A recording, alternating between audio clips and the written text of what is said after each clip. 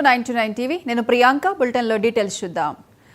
ఆర్డీటీకి విదేశీ నిధులు అందకుండా విధించిన ఆంక్షలను కేంద్ర ప్రభుత్వం తొలగించాలని డిమాండ్ చేశారు మాజీ మంత్రి రఘువీరారెడ్డి. 50 ఏళ్లుగా రాజకీయాలకు అతీతంగా సేవలందిస్తుందని తెలిపారు. ఎఫ్సీఆర్ఏ రెన్యువల్ నిలిపివేయడంతో ఉమ్మడి అనంతపురం జిల్లాపై ప్రభావం పడనుందని చెప్పారు.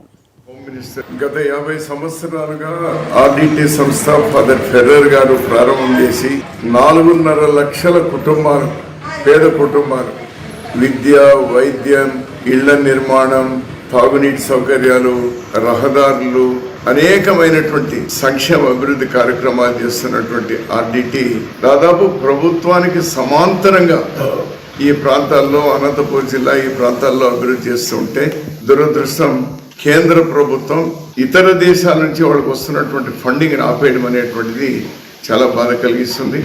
మంచు ఫెర్రర్ గారితో కూడా నేను మాట్లాడినా.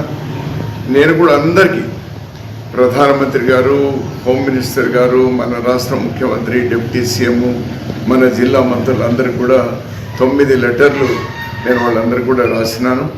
నేను వాళ్ళు రిక్వెస్ట్ చేస్తున్నాను, దయచేసి మీ డెసిషన్ ఏదైతే ఉందో ఈ ప్రాంతానికి విఘాతం కలిగించేటువంటి నిర్ణయం దాన్ని వెంటనే రివైవ్ చేయండి.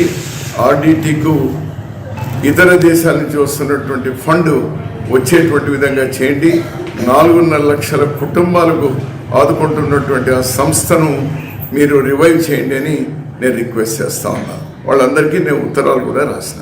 గత 50 సంవత్సరాలుగా ఆర్డీటీ సంస్థ ఫాదర్ ఫెర్రర్ గారు ప్రారంభం చేసి 4.5 లక్షల కుటుంబాలు, పేద కుటుంబాలు విద్య, వైద్యం, ఇళ్ల నిర్మాణం, తాగునీటి సౌకర్యాలు, రహదారులు, అనేకమైనటువంటి సంక్షేమ అభివృద్ధి కార్యక్రమాలు చేస్తున్నటువంటి ఆర్డీటీ దాదాపు ప్రభుత్వానికి సమాంతరంగా ఈ ప్రాంతాల్లో, అనంతపురం జిల్లా ఈ ప్రాంతాల్లో అభివృద్ధి చేస్తూ ఉంటే దురదృష్టం కేంద్ర ప్రభుత్వం ఇతర దేశాల నుంచి వాళ్ళకి వస్తున్నటువంటి ఫండింగ్ ఆపేయడం అనేటువంటిది చాలా బాధ కలిగిస్తుంది. మంచు ఫెర్రర్ ఎన్టీఆర్